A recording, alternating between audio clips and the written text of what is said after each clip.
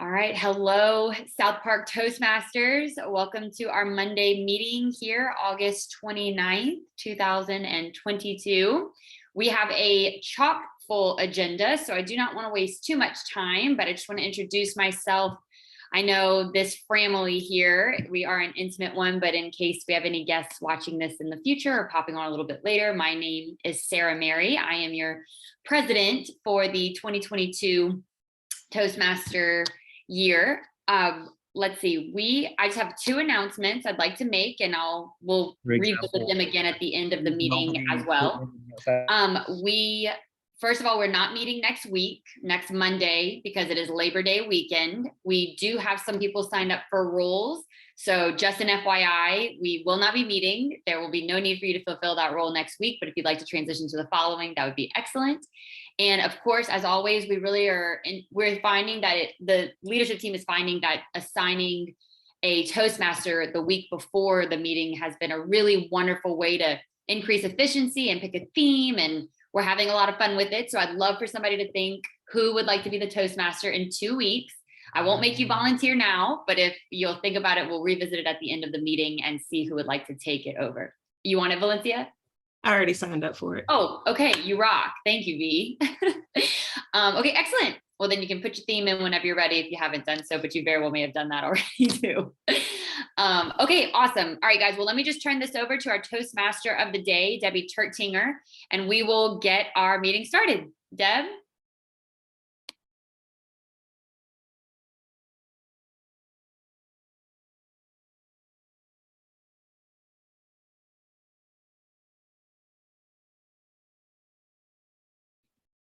Have y'all unmuted?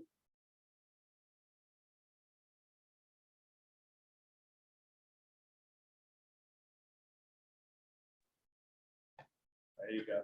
Okay. You got it. Unmuted Toastmaster. All right. Anyway, welcome, fellow Toastmasters. Good afternoon, and just thanks for the opportunity to be with everyone this afternoon.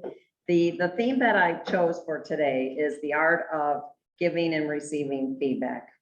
As I thought about it, feedback is such an important part of our lives, whether it's Toastmasters or personal lives or our professional lives. And when you think about it, whole books are written on it.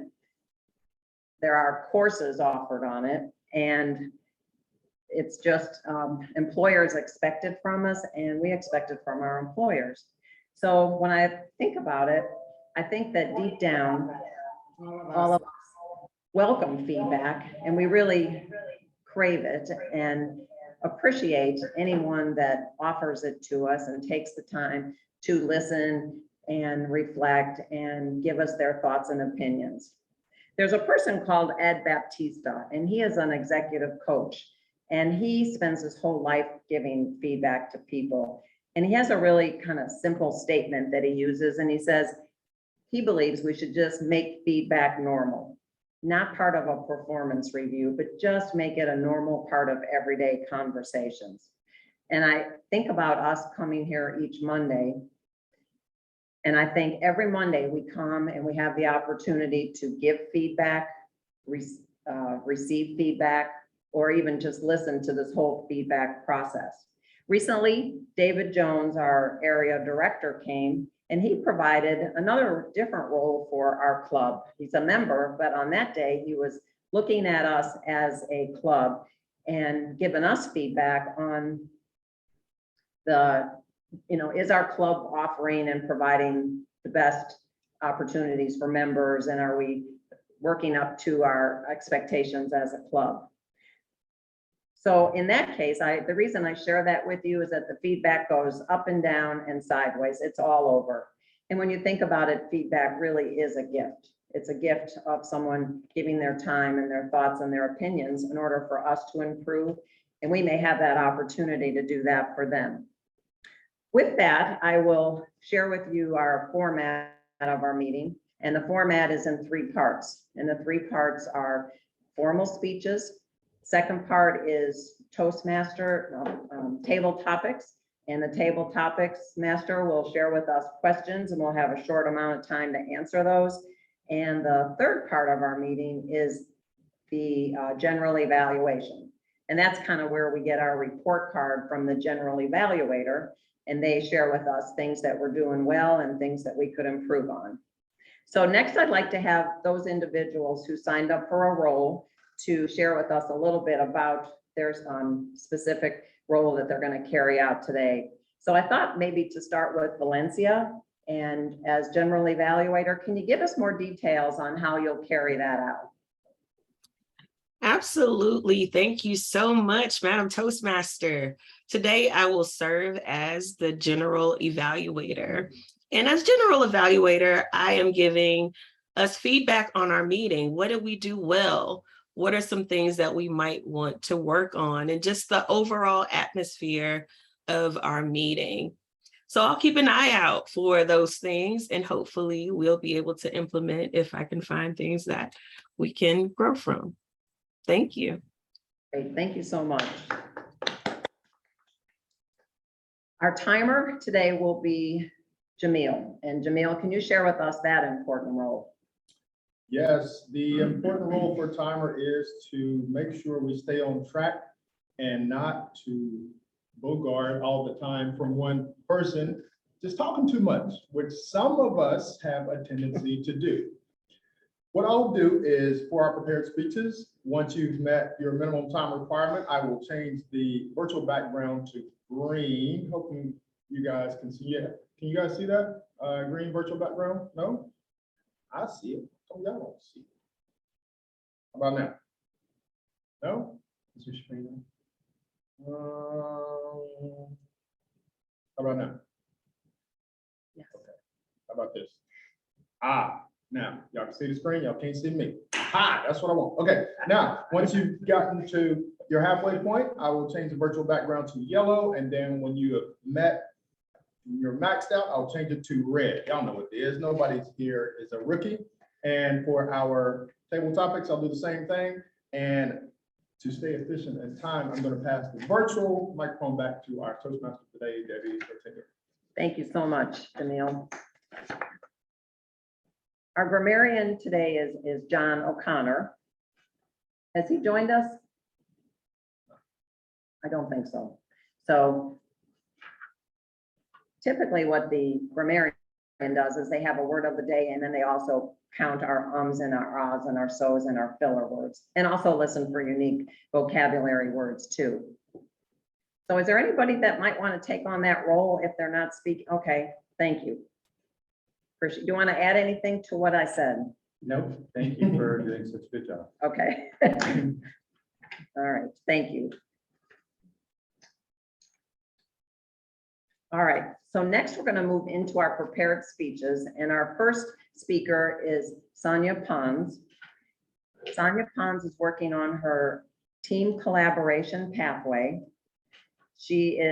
The title of her speech is Club Support Roles and Are for Anyone and Everyone. And her speech is 10 to 12 minutes, is that correct? It is. It's for the completion of the path. Yes.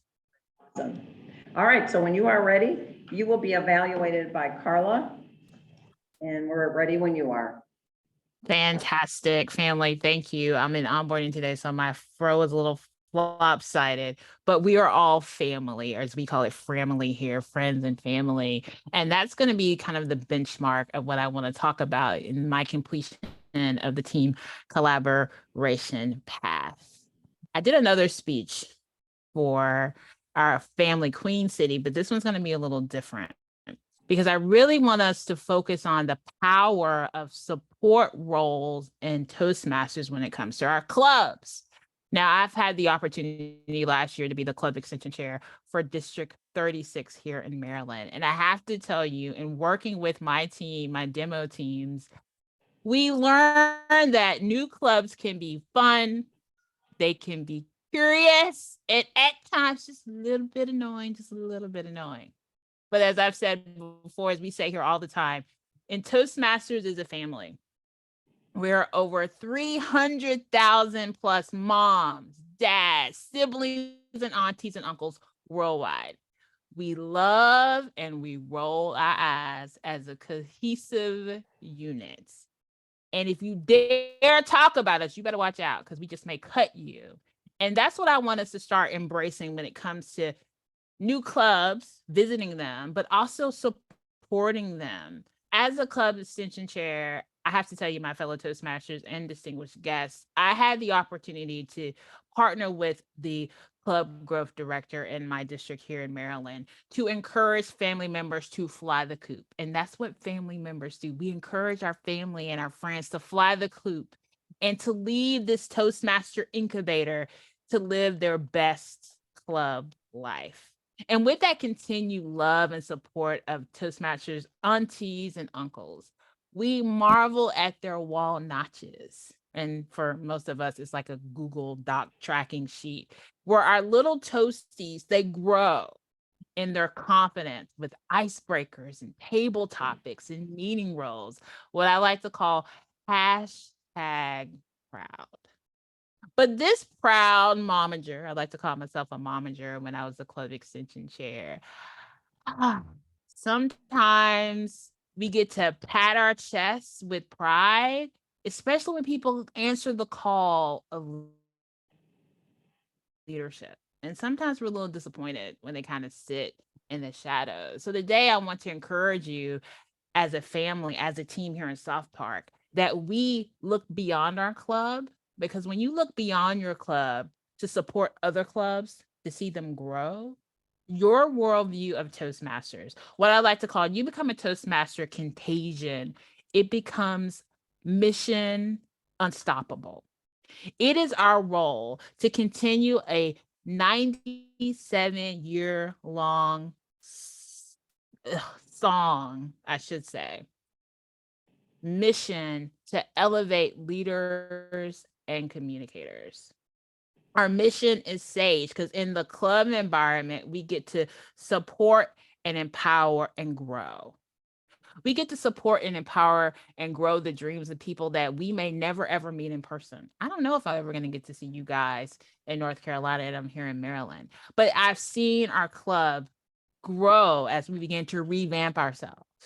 That's the opportunity, the gift that you get to give other clubs.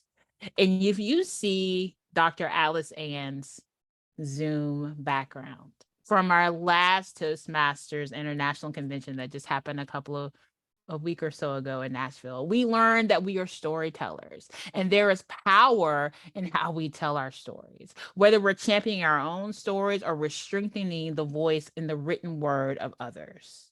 That's what you do when you sign up to be a club support personnel.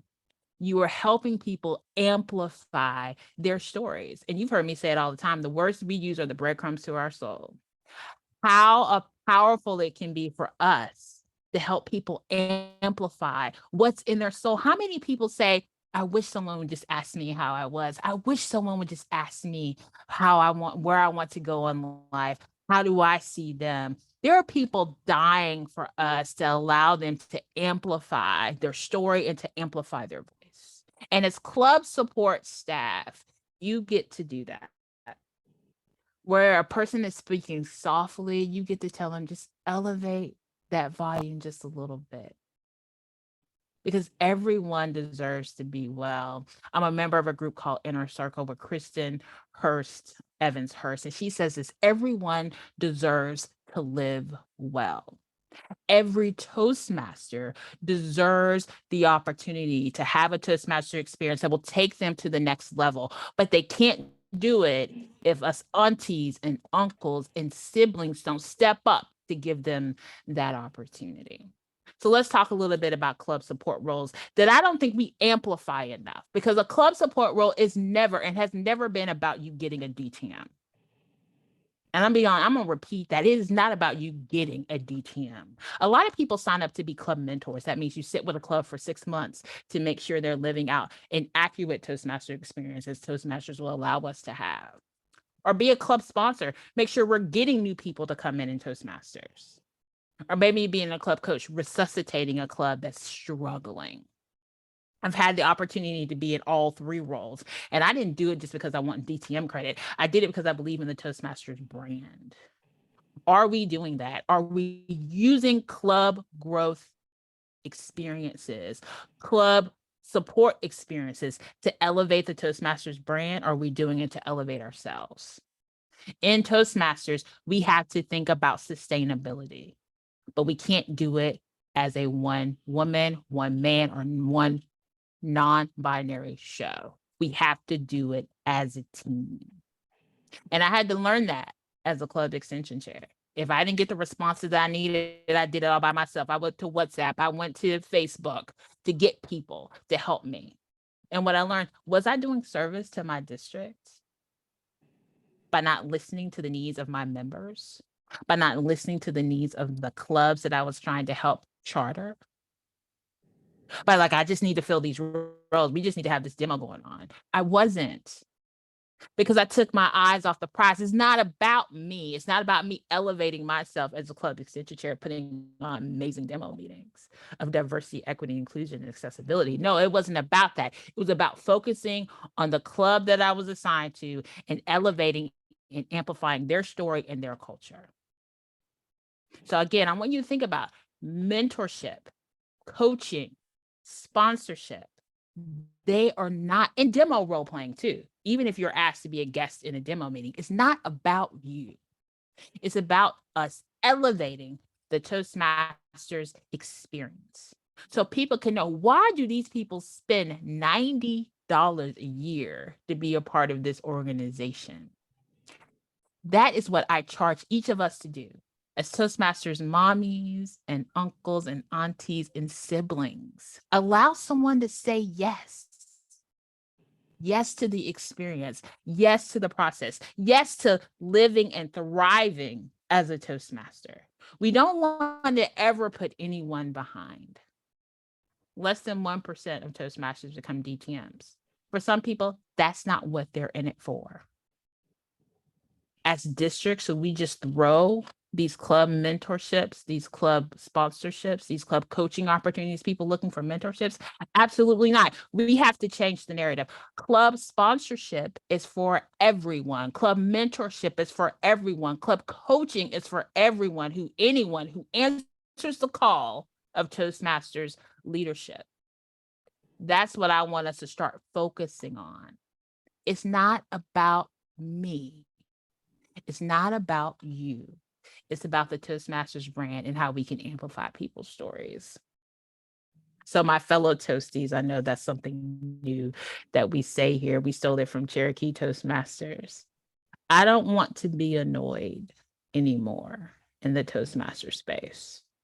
Toastmasters, yes, can we be a little miffed at times? Absolutely. But annoyance is no longer allowed. If you see something, say something. If you want to make a change, send an email to your trio. Send an email to your club executive board and say, hey, I think we need to do something different. And I challenge you, if you don't get the let's talk about it conversation scheduled, I want you to shoot back and say, as a family member, I expected you to respond to my email. As a family member, I expected my voice to be heard. Did you see my last email? Can we schedule a conversation? And if you still don't get the push, if you still don't get the response that you needed, think about going somewhere else. Because that club, that district, that division, that area, they're not living up to the Toastmasters experience. Again, every club has its own dynamic, its own family dynamic. And I don't understand calculus. I don't understand philosophy. I don't understand graphics design and its impact in the world. I don't. But when I am present and I'm called on to be a support system to elevate their projects, I see a different perspective. So my family, it's time for you to take on some roles. I've talked about them before, whether it's be with your club, your division, your district. Get on the horn, whether it's email or a phone or a chat, and say, I want to step up. I want to do a project. I want you to challenge yourself. There is someone who starts in Toastmasters with a Toastmasters album. I want you to think in your Toastmaster album. Think of all those Kodak moments that you've had. Think about the time, yeah, we did that. Or maybe, I wasn't invited in that picture. I want you to think about those moments where you excluded. And I want you to set yourself on fire to say, I don't ever want that to happen again, because there's a new Toastmaster out there that's waiting to fill their photo album with awesome opportunities. And you can do that. You can elevate your global family by taking on a club support role. Be a club mentor, be a club coach, be a club sponsor, run a committee in your club. You deserve to live well, and you deserve a Toastmasters club that is thriving. So with that, thank you for allowing me to learn that team is not about me. It's about the goal. And the goal of Club Extension is embracing the experience and elevating the brand of Toastmasters International. So join with me, and I will see you at the next demo meeting to show everyone worldwide what Toastmasters is all about. And with that, I'm going to turn it back over to the Toastmaster of the day.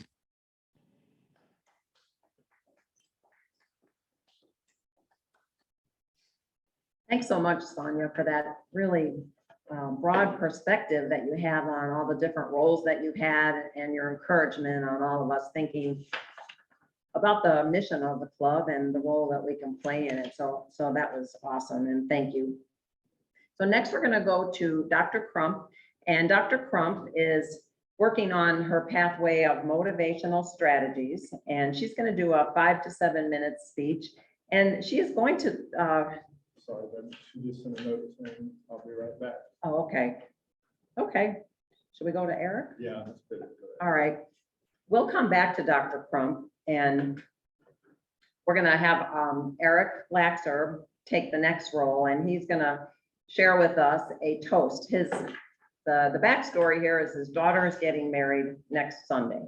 So he is going to be the Toastmaster in a real way, really real way, the Toastmaster. And we heard his speech last week and we loved it. And he asked for that opportunity to practice again, which is what Toastmasters is all about, doing it once, twice, even 3 times. So we welcome him back, and you're Internet, and we're gonna do collective feedback.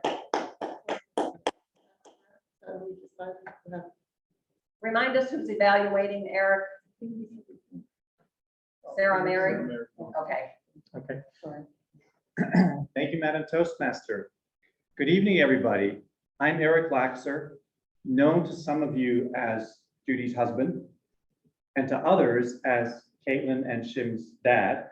But tonight I have the honor of being known as father of the bride. On behalf of my wife Judy and Adam's parents, Michael and Lori, I'd like to welcome all of you to our fantastic evening tonight of Caitlin and Adam's wedding. We are delighted that you all could be here with us.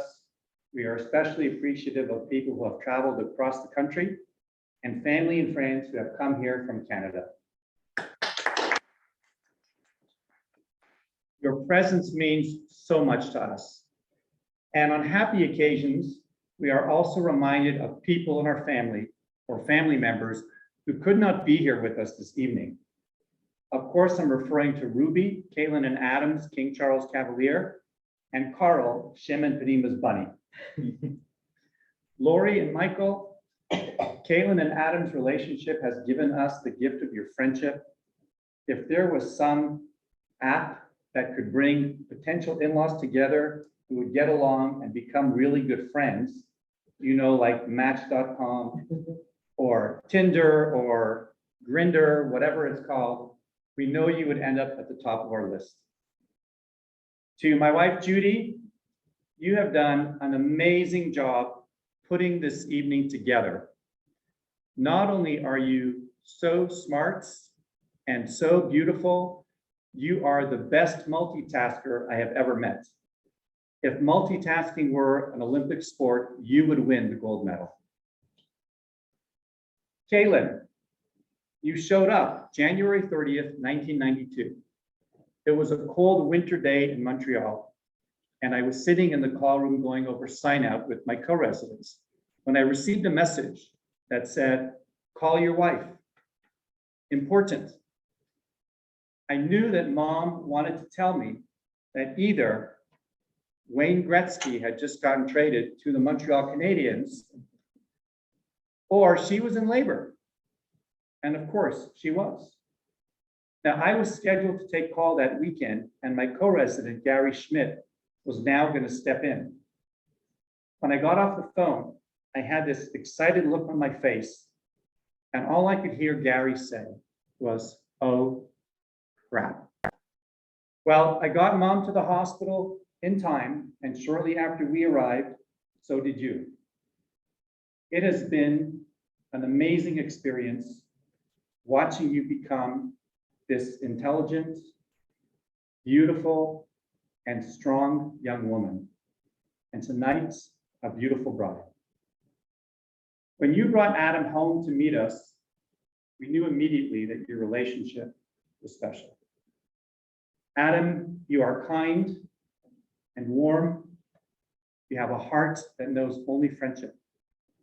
You are the perfect match for Caitlin. And we have enjoyed many firsts with you.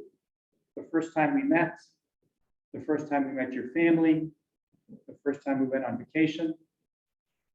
But tonight is really special because for the first time this evening, Judy and I can refer to you as our son-in-law. Now, Adam, I know you know Caitlin very well, but one thing you may not have been aware of about Caitlin is that she comes with instructions, kind of like a chia plant. And I'm going to go over 3 of those instructions with you tonight. Instruction number 1, make sure Caitlin gets enough to eat. The good news is Caitlin will eat just about anything. We knew this about her from a very young age. When she was about 3 years old, we were sitting in our kitchen, and Caitlin came walking in wearing her pink little mermaid dress and white cowboy boots. And she had this sassy little walk as she came into the kitchen. She was singing some song to herself when her brother called her over. He was eating something that wasn't particularly good. And he said to his sister, Caitlin, this is disgusting. Can you please throw it in the garbage? Caitlin took it from her brother. She smelled it and said to him, can I eat it? And he said, yes, and she did. To this day, we're not even sure what that thing was.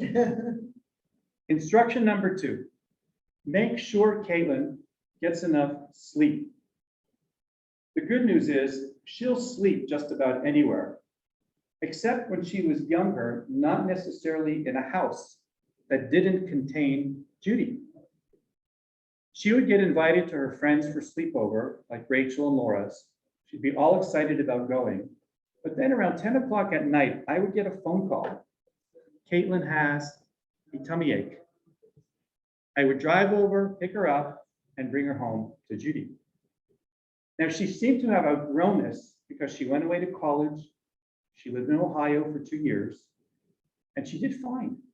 But as you know, for the past 14 months or so, she's been living back home with Judy again.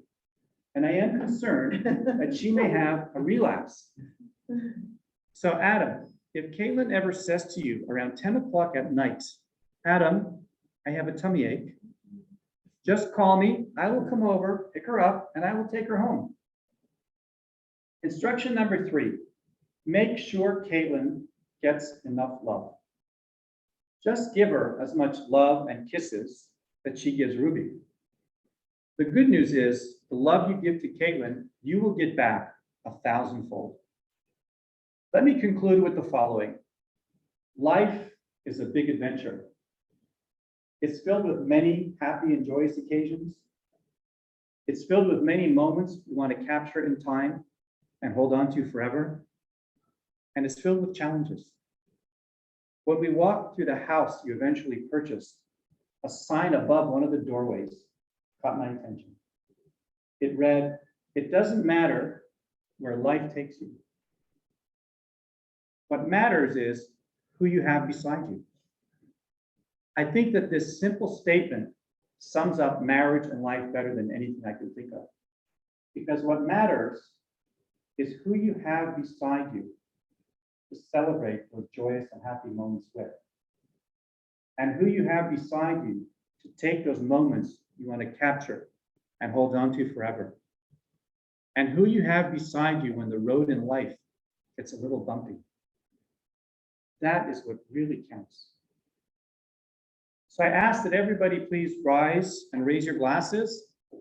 Caitlin and Adam, we wish you a life filled with many happy and joyous moments. A life filled with many moments you capture in time and can hold on to forever. And that you experience all of those moments always with each other by your sides. Now, please respond and repeat after me in a loud and excited voice. Cheers. Cheers.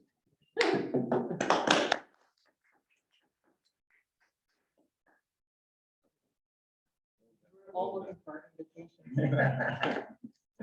So good. And I think listening to it, the second time I picked up things I did not hear the first time. So it was really awesome. And the ending was just so heartfelt and inspiring to everyone. I think whether you're getting married or not, it's just a great ending that you concluded with. So we are going to move on to Dr. Alice-Ann Crump. And Dr. Crump is going to be doing a 5 to 7 minute speech. And her title is called Putting Fear in Its Place. This is part of the motivational strategies and also with a focus on emotional intelligence. And it's also looking at how emotions impact our relationships. And I believe she might even tie journaling into this as well. So we look forward to the message of motivation that Dr. Crump is going to share with us.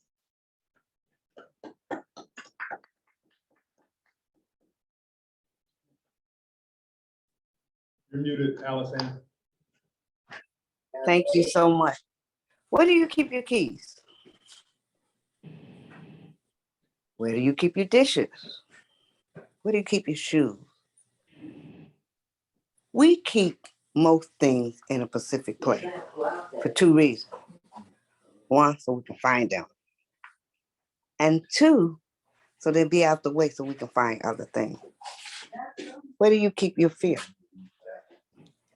We need to learn how to put fear in its place. But before we can do that, we need to determine what fear is.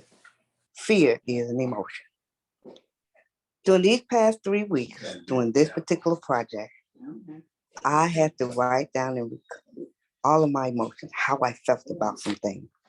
And the greatest emotion that I've been experiencing is fear. That has been the emotion that I have been experiencing most. I've been dealing with husband coming home from the nursing home. How was I going to take care of him? What was I going to do concerning his health, concerning my health? Fear. I learned that fear was emotion.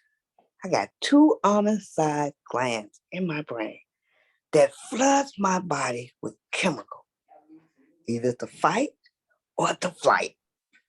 And I've discovered that there's other things hiding when those emotions come. Do I go into a place of hiding, or do I stand up in a place of faith? For me, it's been really frightening. And for the most part, I just want to run away and hide. But that's what I'm doing with me. But what would I do with fear? I learned that I need to put fear in a place that I am not embracing it, I am not holding on to it, and I am not allowing it to dominate my life. So what do? I really want to know, what do you do with fear? Do you put it in a place and hide it in your heart where it can dominate and rule you? Or do you put it far away from you? Because I was a woman of faith, I believe that I resist everything that did not come from God, and I push it away from me. It does not dominate my life. It does not allow me to operate in that place. Because yes, I have been operating in fear. Fear about where my next financial situation was going to come from. I got bills to pay, medicine to deal with. Oh my goodness. Supplies I need to do that my insurance don't necessarily cover. Fearful of when he wakes up in the middle of the night and I'm not able to help him. I'm not able to comfort him. And sometimes thinking it might have been better if he stayed in the nursing home, which was not better. Who's going to take care of? How was I going to take care of? My husband is a big guy, and I'm not that small. But if he falls, I can't get him up. And now there's no one here with me to help me get him up. I'm fearful at night that when he's in so much pain and the pain medication is not working and he's not sleeping and the sleeping aid does not help. How do I comfort him when he's frustrated and he's angry? And yes, sometimes he takes it out on me. But I'm glad I know that it's just lashing out because he's miserable and I'm there. But what do you do with fear? What I've learned to do with fear is every time I recognize I am afraid, every time I recognize that fear is gripping me, I literally pry fear hands off of me and push it as far as I can. And I do the exact opposite than what I want to do. When I want to run and hide, I stand up. Is it easy? No, it's not. But it's something I have to do because I'm the only caregiver here. And if I cower it into fear, if I give in and I allow fear to be in places that it should not be, in my mind and in my heart, then I fail. I failed at my duty as a wife. 2 years ago, when they told me my husband was going to die, I made it my life ambition to make sure that he had the best quality of life. I will fail to do that if I allow fear to run my life. So I'm putting fear in its place, far away from me. What about you? Back to you, Madam Toastmaster.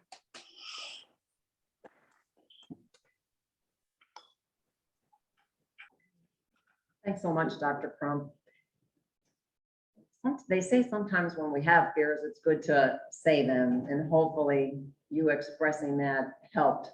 And I think all of us felt your fear with you because you have so many things to think about and are challenged with. So we hope that helped you to share those fears with us.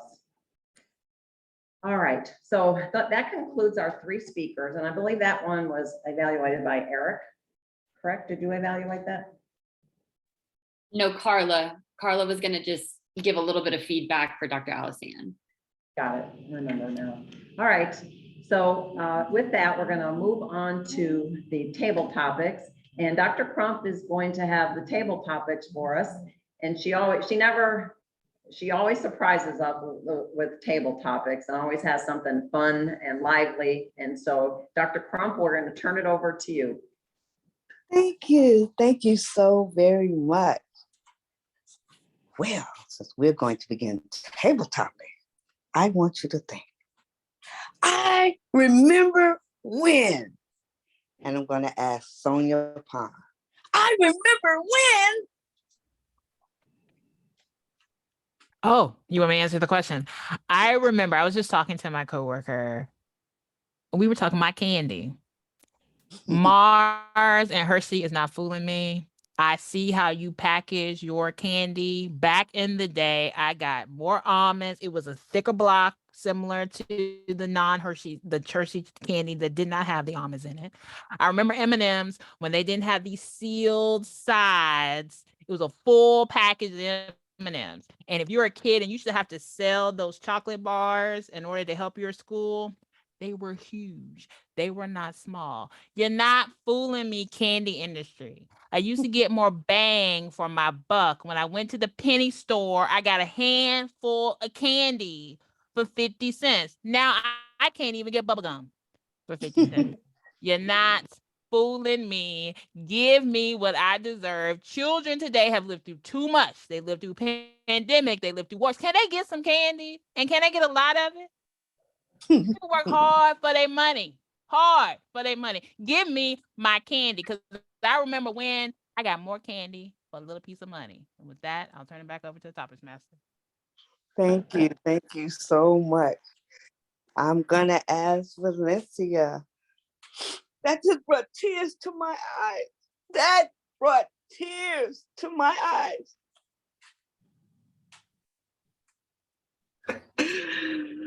Dr. Alice Ann, thank you for this question. That brought tears to my eyes, what Sonia just said. First of all, I cry all the time. Lord have mercy. My eyes seem to always run. I usually have, and I call it eyes running, not tears or crying. I'm usually full of tears. I cry almost every day. I cried recently watching Star Wars. Okay. I was suffering from COVID and I had some time and I started the canon all over again. And I was emotional watching the dynamics between this family and how Anakin was changing. Lord have mercy. Why is he Darth Vader? But something happens when you think about this and we think about how it relates to real life. And it just brought tears to my eyes. So many, many things bring tears to my eyes, Dr. Allison. Thank you for this question. Thank you. I don't know who's in the room. I can't see the whole room, but anyone in the room can take this. It had me rolling on the floor. It had me rolling on the floor. Anyone in the room? I can't see who's in the room. Okay, I'll take this one. This is someone acting as Jamil Massey. Okay, just the other day, I was going in to get a pizza. And I was standing waiting patiently in line, and there were several people there waiting as well. The customer service was not at its best. And the person at the counter, the customer that was in line, you could see the frustration on their face.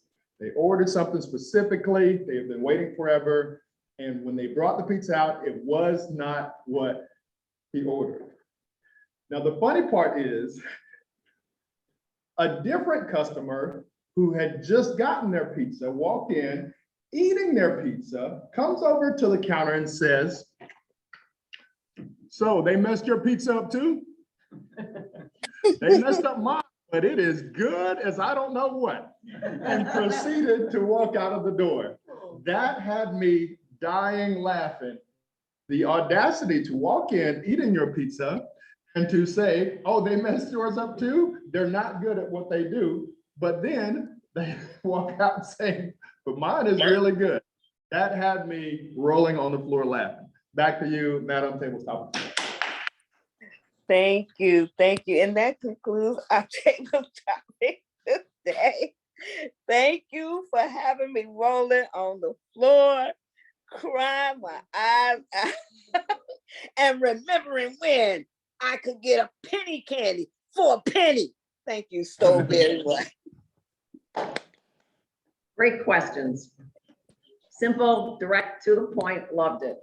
All right, and for now, we are going to go to our general evaluator, Valencia, and she's going to take us through this final part of our meeting. Thank you so much, Madam Toastmaster.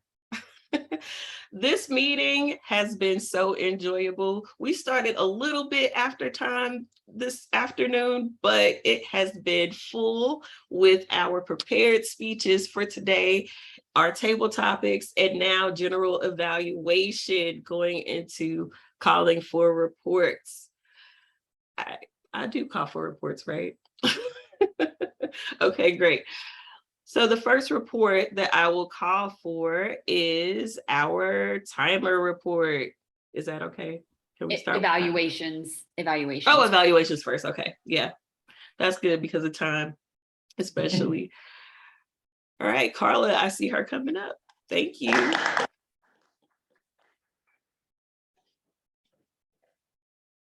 So Sonia, I'm gonna look here because this is where I see you for a moment. I know you don't feel like I'm looking at you, but I just want to say you look great. I didn't notice your hair was unbalanced at all, so thank you for sharing that I missed it. Now I'm going to talk to this little creature, which actually, I don't know if you guys know this, I'm sidetracking, but it has 2 eyes on it, so. Yeah, All right. like an owl. This is a first for me since I haven't been in person. Your whole story was on the power of roles, the support roles in Toastmasters. And I actually have never thought about them before. So this was an educational program for me because I have participated within our group, but I never even really thought about things going outside of the group and how important they are. Your delivery, as always, was full of energy. It was passionate. You had tons of words in there describing everything. And your hand movements sucked us into wanting to pay attention. Your hand movements were good. They were on the screen. And I felt that was very effective. You were looking right at us. So you're well in experience with looking at an inanimate object and seeing human. You did a really good job with that. You had a lot of great expressions throughout your thing, talking about encouraging other groups and to think of them as children when you're putting the notches on the wall. I thought that was a really good visual to describe what you were talking about. Use the expression, our little toasties. I had never heard that, and that made me giggle. So you were not only giving us directions, but you had a lot of information there. You slipped in directions throughout. Instead of giving us a list of things to do, you gave us ideas throughout, talking about supporting and empowering and growing. For example, you talked about not thinking about just yourself, but thinking about the whole thing, not thinking about getting your DTM, but thinking about how can I give? What's the need? How do I listen? So you did an excellent job with communicating that. And you told a full story. You talked about being support as a gift to give other club members. Like we just heard earlier about how feedback's so important. Being a support person in Toastmasters, you are giving back. And that's a lot about what the message of Toastmasters is, not just communicating, but giving back and growing as leaders. And I think it all fit together. The one thing I would say, if I were looking at what you could improve on, is your energy was really, really high. And so you were speaking really fast. And I could not follow every single idea because you'd be on to the next idea and you had a great story to tell. So I would recommend working on that particular thing. I loved how you talked about reminding everybody that we're a family. Basically, we only get out of this what we put into it. To elevate our Toastmasters experience is really giving us a call to action, to participate. And you wrapped up with that. Let's see, you described to me the roles of the Toastmaster, support roles, mentor, coach, sponsor, and some other committee thing. I'd never heard of it. Very educational. Overall, it's a great speech. I'd like to hear it again just so I could get more information out of it. You did a great job sharing your information with us, making us enthusiastic. And I see a red square there, so I'm leaving. Bye. Carla, could Carla just stay up and do Dr. Alice-Ann really quick so we can just, because we're so short on time. So if you don't mind just giving, and just for the timers information, we did decide that because Dr. Alice-Ann is so consistent in her strengths that we'll just give a brief feedback that might not make the full time, but just to keep this meeting rolling. Right, yada, yada, yada. Dr. Alice-Ann, you did everything really good. So I'm gonna, and you told a great story and you talked about fear and really the fear of failure. If you don't do what you're gonna do, how's it gonna affect your husband? And you talked about pushing back fear or going with fear or just, recognizing, but just pulling it away from you and moving on. I thought all that was really, really good. My one constructive piece of feedback is that I want to look at the picture. When the whole, right now I can read the sign above you, wait, blah, blah, blah. But the whole time you were doing it, there's the word wait above you. And there were all the words and I couldn't see them. So only when you are in doing Zoom, this is important that you recognize that if you've got words that you want us to read or see, not to stand in front of them. And so I would ask you, what does your screen actually say?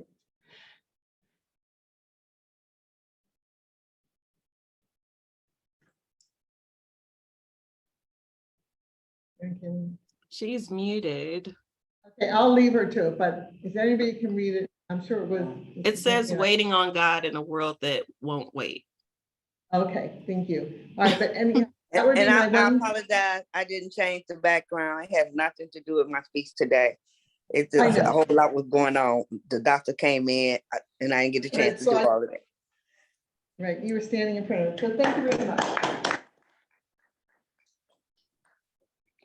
Excellent. Thank you so much for that, Carla. Oh, I'm sorry. That's back to you, Valencia. I'm the next evaluator. So. Yes. No, go ahead. Our next evaluation will be by Sarah Mary for Me. Dr. Eric. Yeah. Okay, thanks, V. Sorry, I'm just like looking at time. And I'm like, oh, Lord have mercy. Okay, let me just get to my notes and make sure that I'm pinned. Okay, excellent. Okay, Dr. Eric, as always, the thing that you excel the absolute most in is your ability to tell a story. I've listened to many of your speeches over these past several months that I've been a part of Queen City as well, and it is just such a pleasure to listen to you tell a story. You're so gifted at it. I loved your introduction. I thought, obviously, you have to take the moment to honor all the guests of honor, and that's a lot of work, and it can seem a little bit tedious and sometimes insincere, but your pointing them out was very genuine. It was very full of gratitude and very sincere. So great job on your introduction. I thought that your ending was even stronger. I love the quote that you're using and how it's a part of a story with your daughter and her future husband. I thought that, and then parsing it out a little bit to help the audience dive deeper into what that meaning means for your daughter and her future husband for the rest of their life. I thought that was a really beautiful and strong ending. And I absolutely love all of your jokes. Instructions like a chia pet is hilarious. And I love that you offered to pick your daughter up if she ever needs her mom again. Honestly, there have been nights in Charlotte where I wish I could have my mom in Louisiana come and do a sleepover with me. So honestly, if you're putting it out there, you might need to be ready for her to take you up on it. The things that, I also want to say too, that I put myself, while I was listening to your speech, I tried to put myself in your daughter's shoes for when my father gave his speech at my wedding just a few years ago. And if I was your kid, I would be sobbing through laughter the whole time for sure. This was incredibly moving, just such a powerful speech. I would be more than grateful if I was your daughter to listen to it. I do want to encourage you that this is a very nerve-wracking speech. I think that more so than being evaluated, just telling your daughter in an honest moment of vulnerability in front of a lot of people is much more, it's just a scarier experience in many ways. So I want to encourage you to take a deep breath. You know, you were rocking back and forth the whole time and your hands kept doing really like this a lot, just up and down. So really try to plant those feet, take a deep breath, and really use those hand motions intentionally, which you did do. You know, the eating and the walking with style you did, that was wonderful. But this was happening a lot, and so was this. So just plant those feet. I didn't quite follow the Tinder joke. I very well might have missed a detail in it, like something might have cut in and out. So that's just an FYI. You may want to bring up something, you may want to just intro that a little bit better. And you may want to intro the story of the birth a little bit better. Again, I'm not a part of the family, so everybody in that room will know the intimate details of the dog's names and the family's names and everything. But those came in a little bit left field for me. And I would also maybe recommend using Bumble instead of Tinder. Tinder on the street kind of has a racier reputation, so it may be worth saying Bumble instead. But either way, I'm not in that scene. That's just a word of caution. The only thing I would encourage you to challenge yourself is in pacing your jokes. You have a beautiful cadence when you tell your stories. It's so soothing and rhythmic, and it's really just, it's lovely to listen to. But when you're telling a joke, you want to set it up, pause, and then land the punchline. So it was, my daughter has, or you said my daughter ate something, that my son wouldn't eat. And to this day, we still don't know what it was, right? So you just pause and then land the joke, and that will just help those jokes hit a little bit harder. But other than that, like I said, if I was your kid, I'd be crying through tears. I mean, laughing through tears that whole time. It's so moving and so touching. So wonderful job. She's going to love it. Thank you. Thank you so much. And we have a couple minutes before noon, so I'd like to call for times quickly if we can. Yes, for the Thomas report, Sonia's speech was 12 minutes and 15 seconds. Allison, your speech was 5 minutes, 26 seconds. Eric, your speech was 8 minutes, 5 seconds. For table topics, Sonia, your table topics was 112, Valencia's 107, mine was 122. And for evaluations, a little long-winded today, but that's all right. Good positive feedback. Carla's evaluation of Sonia's 3 minutes, 34 seconds. Your evaluation of Allison was under 1 minute, 36 seconds. You made it for it. You balanced it out. And Eric, Sarah Mary's evaluation of Eric was 3 minutes, 57 seconds. So with that, I'll turn it back over to Madam General Evaluator. Thank you. And I'm going to quickly, how do we do on grammar? I just, quickly, I know. Yes. Give you a quick report just for Marion, Sonia, Dr. Crump, Jamil, and Valencia. I didn't identify any filler words. Carla, just one or two when you were transitioning your thoughts. And then I paused. Let's see, or two of them, but that was it. Kudos to you for a double evaluation. Sarah Mary, I didn't hear any, and I apologize if I missed any, but I did not hear any. And Debbie is Toastmaster, excellent. I counted maybe one or two times at the very beginning, but then that was it. So really great job, everybody. Thank you so much. I will turn it back over to our Toastmaster to wrap up our meeting. Thank you so much, everybody. Great evaluations, good summaries, working in our time frame. So I'm just going to say one last thing, and that takes us back to our feedback topic. And it's from Elon Musk. And he said, it's very important to have a feedback loop when we are constantly thinking about what we've done and what we could do and how you could be doing it better. And I thought that's really what Toastmasters is. And one other thing that we can do in our club, I thought about this last night and I realized we are all on YouTube now.